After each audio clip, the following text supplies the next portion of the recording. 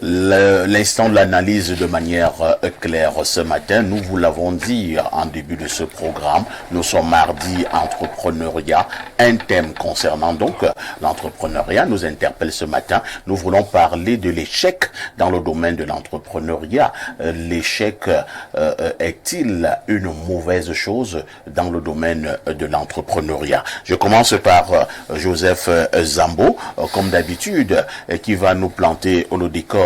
Quand nous parlons d'échec dans le domaine de l'entrepreneuriat, il s'agit de quoi en réalité, Joseph Zambo? Alors, quand je parle de l'échec en entrepreneuriat ici, nous parlons justement de cette étape-là où on ne réussit pas justement des actions telles qu'on a prévues, ou du moins avec le timing dont on a prévu. Ici, beaucoup de personnes appréhendent l'échec comme étant une étape qui n'a pas marché et qui décourage plusieurs. Beaucoup savent qu'en entrepreneuriat, principalement, lorsqu'on échoue, c'est que rien n'a marché et habituellement, on réfléchit sur comment abandonner. Beaucoup ne savent pas que l'entrepreneuriat peut être aussi vu comme une étape, peut être aussi vu comme une autre forme de réussite. Beaucoup ne comprennent pas qu'en entrepreneuriat, en réalité, on n'échoue jamais, mais il y a des façons d'observer la situation. Il y a un esprit avec lequel il faut entrer dans le monde des affaires en général ou dans toute activité, qu'elle soit familiale, qu'elle soit sociale ou qu'elle soit purement économique. Donc aujourd'hui, je souhaite vraiment qu'on essaie de parler de l'échec sous un autre regard, mais pas dans sa définition littérale, qui reste encore perçu aujourd'hui dans les domaines d'activité tels que l'entrepreneuriat. Merci Joseph Zambo. Ibrahim, j'ai causé avec beaucoup qui voulaient se lancer dans l'entrepreneuriat. Ils avaient même un peu de moyens. Qu'est-ce que j'entends par moyens ici? L'argent. Ils avaient l'idée, mais ils avaient un problème. C'est que, parfait, j'ai peur d'échouer. J'ai envie de lancer cette activité, mais je me dis que je vais échouer. Ils n'arrivent pas à lancer. J'ai également rencontré d'autres qui, eux, avaient lancé une activité et il y a eu un échec. Ils ont abandonné. Ils ont dit plus jamais. Et le gars se concentre dans d'autres choses. Il commence peut-être à faire de la politique, ainsi de suite. Alors, vous qui êtes un expert, quelle est la place qu'occupe l'échec dans le domaine de l'entrepreneuriat? Et est-ce que l'échec est-il toujours perçu comme une mauvaise chose en entrepreneuriat? Alors, Papa, ici, merci encore pour la question. Je crois que je vais introduire mes propos avec les dits d'un grand penseur, le grand Nelson Mandela. Il a dit un jour, je n'échoue jamais. Soit je réussis, soit j'apprends. Soit j'apprends. Je n'échoue jamais. C'était un leader, c'était un visionnaire, c'était un entrepreneur. Et c'est à cette note-là que je voulais simplement dire qu'en réalité, en entrepreneuriat, vous devez considérer que vous n'allez jamais échouer. Soit vous allez réussir ce que vous voulez faire, soit vous allez apprendre comment est-ce qu'on fait pour réussir cette chose-là. Je continue avec Thomas Edison, le célèbre auteur de celui qui a fabriqué la lampe, la lumière, l'ampoule qu'on a. Il a réussi cette expérience, entre guillemets, parce qu'il y a des débats qui disent que c'est pas lui, mais officiellement c'est lui. Il a réussi cette expérience la 1000e fois. Le jour où il fait la cérémonie d'ouverture, la millième fois. Le jour où il fait la cérémonie d'ouverture, on lui dit, mais monsieur Thomas Edison, qu'est-ce que ça vous fait d'avoir raté l'expérience 999 fois? Il leur dit, écoutez, je n'ai pas raté l'expérience 999 fois, j'ai trouvé 999 manières de ne pas arriver au bon résultat. C'est différent. Qu'est-ce que cela veut dire? Ça veut dire en réalité pour lui, si toi tu veux fabriquer une ampoule électrique là, ben toi tu connais pas les 999 manières, chemins qui mènent à l'échec. Lui, parce qu'il a eu de la résilience, il a eu de la persévérance, et bien cette fois-ci, lui, il connaît les chemins qui mènent à l'échec, et il connaît les chemins qui mènent au succès. Et c'est en ça que l'échec n'est pas toujours une fatalité, mais l'échec, c'est ce qui vous donne de l'expérience. Je voudrais m'arrêter dans cette première approche en disant ceci, encore un grand penseur qui a dit, toute connaissance qui n'est pas fruit d'une expérience n'est que pure information. Je le répète. Toute connaissance qui n'est pas fruit d'une expérience n'est que pure information. Et je crois d'ailleurs que c'est la raison pour laquelle le chef d'État dans sa campagne précédente a basé sa politique sur la force de l'expérience. Merci Ibrahim pour cette vision. Et maintenant, pour cette manière de voir, en convoquant les grands penseurs, on va passer la parole à François Sidney Dan. François Sidney Dan, nous parlons de l'échec dans le domaine de l'entrepreneuriat. Quel est le regard que vous posez sur cet échec? Et maintenant, lorsqu'on a échoué, est-ce qu'on doit se décourager? Est-ce qu'on doit tout abandonner? Ou alors on doit se dire qu'on n'a pas en réalité échoué, mais on a appris? Tout à fait. Moi, je pense que, comme qui dirait, aucun échec n'a besoin d'être final. Hein. Quand on s'engage dans un projet, on doit d'abord se dire que ça ne sera pas facile, mais on doit avoir un esprit d'avancer, advienne que pourra. Donc, pour moi, l'échec, vous savez, je lis beaucoup la Bible, la parole de Dieu. Et j'ai remarqué une chose, c'est que la plupart des hommes de Dieu, formés par Dieu lui-même, c'est-à-dire que Dieu forme toujours ses hommes dans la difficulté, c'est-à-dire que l'adversité. Et vous voyez qu'à la fin, ils finissent toujours par avoir des noms grands. Donc je pense que c'est vrai, on a deux experts qui ils maîtrisent mieux la chose, mais à mon humble avis, en tant qu'un piètre juriste, je pense que quand vous vous engagez dans un projet, il faut avancer. Et même s'il y a de l'échec, déjà même, tout dépend de ce qu'on appelle échec. Parce que la terminologie, moi je ne sais pas, tout dépend dans votre projet, ce que vous appelez échec. Non, je prends un exemple. C'est-à-dire, vous avez décidé d'ouvrir 3 callbox. À un moment donné, vous avez investi 500 000 francs pour les 3 callbox. Au bout, par exemple, de 2 mois, tout est tombé. L'argent même que vous avez utilisé pour ouvrir ces callbox, c'était même un emprunt. Il faut rembourser. Est-ce qu'on ne va pas dire que c'est un échec? Non, c'est un échec. Mais là, l'exemple là est plus dur. Hein. Moi, je ne voyais pas ça comme ça. Toi, tu voulais prendre quel exemple? C'est-à-dire que moi, je croyais que quelqu'un engage un projet, vous voyez un peu, peut-être avec 1 million, et pendant qu'il évolue, peut-être 400 000 disparaît, il y a encore 600 000, il doit continuer. Mais si vous me dites déjà que les 1 million sont parfois quelqu'un a un échec total. Hein. Bon. Il reste même avec des prêts. Ça, c'est grave. C'est un apprentissage profond. Voilà. Ah, ben lui, il appelle, l'expert dit que c'est un apprentissage profond. Voilà. Mais moi, je vois l'échec. D'accord. Ah, moi, je vois l'échec. On va passer la parole à Pierre Blériot-Niemek. Pierre Blériot-Niemek, que devraient avoir à cœur les entrepreneurs lorsqu'ils se lancent dans une activité par rapport au pourcentage d'échecs? Alors, parfait ici pour tout bon entrepreneur, que ce soit un entrepreneur économique, un entrepreneur sentimental et autres. Il y en a aussi sentimental, c'est bien ça? Sûr. Le mariage est une entreprise. Ah bon? Quand tu sens que ta part d'action est menacée, le mariage est une entreprise. Quand tu sens que ta part d'action est menacée, tu te retires et tu déposes le bilan. C'est ce qui finit souvent par le divorce. Parce que si tu persistes, ça peut donner aussi autre chose. Revenons à l'entreprise économique. Il y a 2 types d'échecs.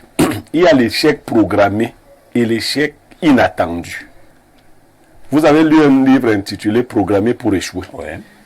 Il y a des façons d'agir qui ne montrent pas qu'on veut réussir. Regardez un peu un élève. Comme le drogué là. Bon. Est-ce que il y a beaucoup de parents que vous allez rencontrer dans les églises, des réunions de famille et tout ça, qui attendent de la réussite de leurs enfants. Tout à fait. Parfait, tu te lèves le matin, tu laisses ton enfant à la maison qui ne part pas à l'école. Il y a des enfants qui font ça à leurs parents, qui défient les parents. Il ne part pas à l'école le matin. Le parent part se plaindre qu'il est encore là-bas. Alors vous le rencontrez vers 11h. Il dit qu'il est en train d'aller à l'école. Bon, attends, s'il réussit, est-ce que toi tu seras content?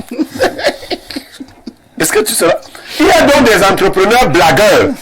L'exemple que vous preniez, un gars il ouvre les callbox.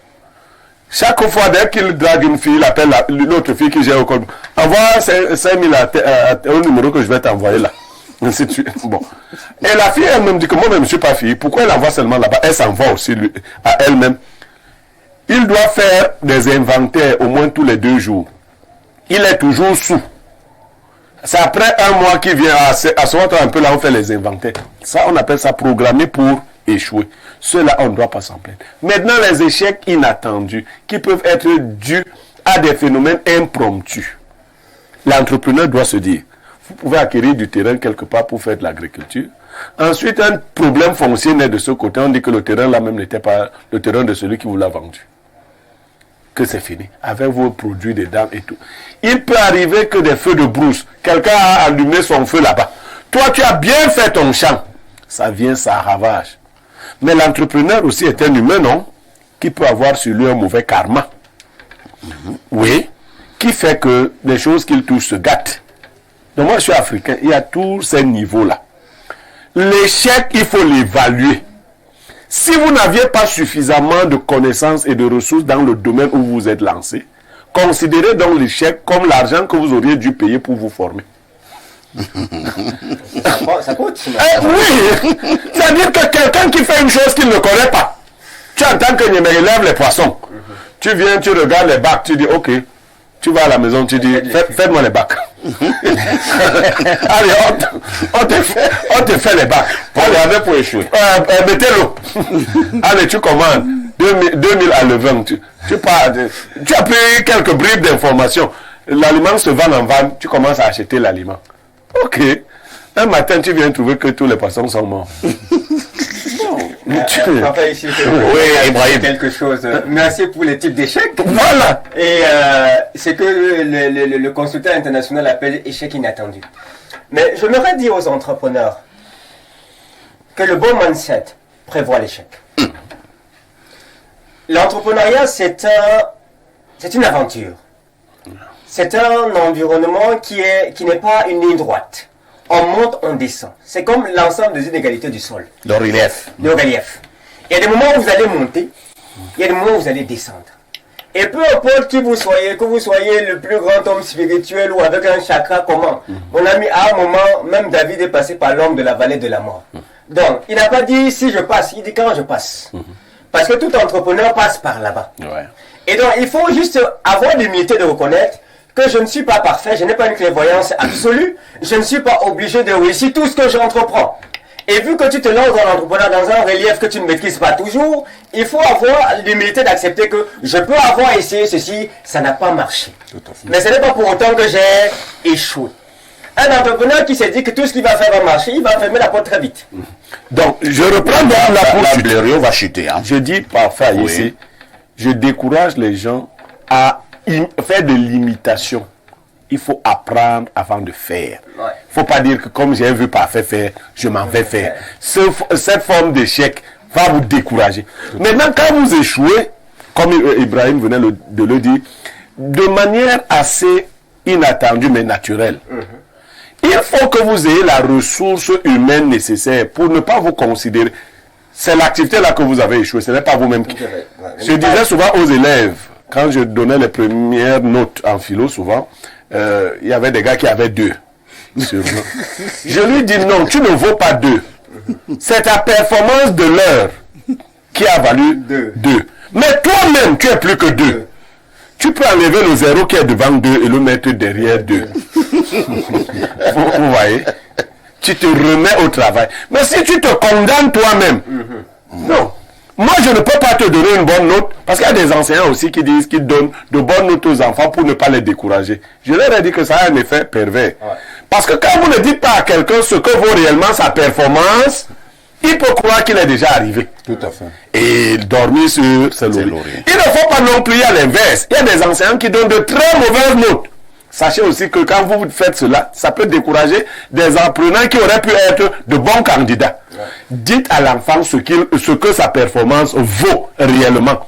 C'est-à-dire que vraiment, si je te donne 2, c'est que tu es encore au point 0. Mets-toi donc au travail.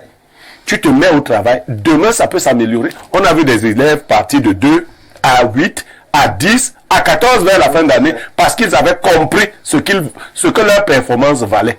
Ceux qui se sont fâchés, si vous vous fâchez contre l'échec, est-ce que l'échec lui change? Oui, j'ai dit que comme j'ai échoué, il y a même qui casse ce qui reste. C'est-à-dire qu'il arrive au callbox, trouve que l'argent a été volé. Il casse même les installations du callbox. Ça fait quoi? L'échec lui reste là.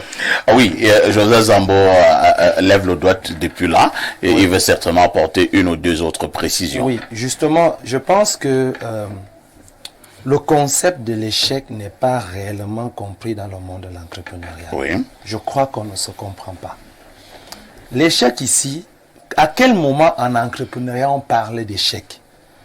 On parle d'échec en entrepreneuriat lorsque l'action s'arrête. C'est parce qu'on se comprend très bien. Lorsque l'action s'arrête, c'est là qu'on parle d'échec. On peut avoir des petites zones de turbulence, mais ce n'est pas un échec. Un échec, c'est lorsque la personne abandonne. C'est là qu'on parle d'échec. Parce que comme mon frère a dit, Ibrahim, l'entrepreneuriat est d'une manière, ça oscille. Ça monte, ça descend. Ça monte, ça descend, c'est comme le relief. Ça signifie qu'on est préparé à être dans un monde où les courbes sont variables. Donc, c'est logique que si ça baisse et que tu appelles ça échec, c'est que tu n'as rien compris. C'est logique que si tu n'atteins pas le capital et que tu constates que ce n'est pas le chiffre que tu attendais, tu appelles ça échec, c'est que tu n'as rien compris. En entrepreneuriat, qu'est-ce qui se passe? Pour évaluer une innovation, il faut déjà qu'on constate les échecs du système en place. Quand on emploie des gens dans des entreprises, on demande aux gens d'avoir l'expérience. Vous pensez que l'expérience c'est quoi? L'expérience c'est une personne qui a assez eu des échecs. C'est cette personne qu'on appelle une personne expérimentée, une personne qui a de l'expérience. C'est une personne qui n'est plus prête à retomber dans les erreurs des débutants. Parce que les erreurs du départ, une personne qui vient de commencer un emploi aujourd'hui ou qui est professionnel et il est sorti cette année, il a encore un ensemble d'erreurs à faire. Par contre, une personne qui a déjà fait 10 ans, on est sûr que cette personne ne peut plus faire les mêmes choses comme la nouvelle personne. Et c'est pourquoi on prend des personnes expérimentées. Donc l'échec ici est un moyen pour lequel on parle d'expérience. L'échec ici aide pour l'innovation. L'échec ici aide à évaluer les situations, à faire des sortes d'introspection, à peaufiner son activité, à mieux l'orienter, à mieux l'organiser et bien plus tard à avoir la meilleure forme de son activité. Parce que personne ne peut commencer une activité au début et peut visualiser la finalité de son activité. On n'est pas maître du fonctionnement de son activité entrepreneuriale. On se lance, on se mouvoie en fonction des situations qui arrivent, que d'autres appellent les échecs, mais que nous on appelle des crampes-pleins. Donc aujourd'hui, tu te rends compte que ton activité de callbox ne marche plus parce qu'Orange Money est venu, on peut prendre l'argent depuis son compte bancaire pour ravitailler son compte. On ne va plus forcément aller au niveau du callbox, mais les gars ont créé Switching, qui est une autre façon aussi de travailler l'argent à travers l'activité qu'au départ n'était que le callbox. Les gens ont créé les tap-tap-cent, les gens ont créé des trucs, les gens s'adaptent. Il y a une année où M. Niemeg un mois où il nous avait dit que lorsque l'eau était venu au quartier, son business s'était arrêté. Tout à fait. Mais je suis sûr qu'il avait déjà aussi prévu que ça pourrait arriver. Et il ne peut pas dire aujourd'hui que c'était un échec dans son business. Mais je n'ai pas aimé ça. Non, ça c'est sûr. Il faut quand même que je le dise. Personne n'aime que l'eau soit revenue, je n'ai pas aimé. Personne n'aime. Mais vous aviez anticipé. Oui, moi je donnais l'eau, ça me donnait beaucoup d'argent. Je n'ai pas aimé. Qui va aimer que l'eau vienne après pour que tout le monde aime?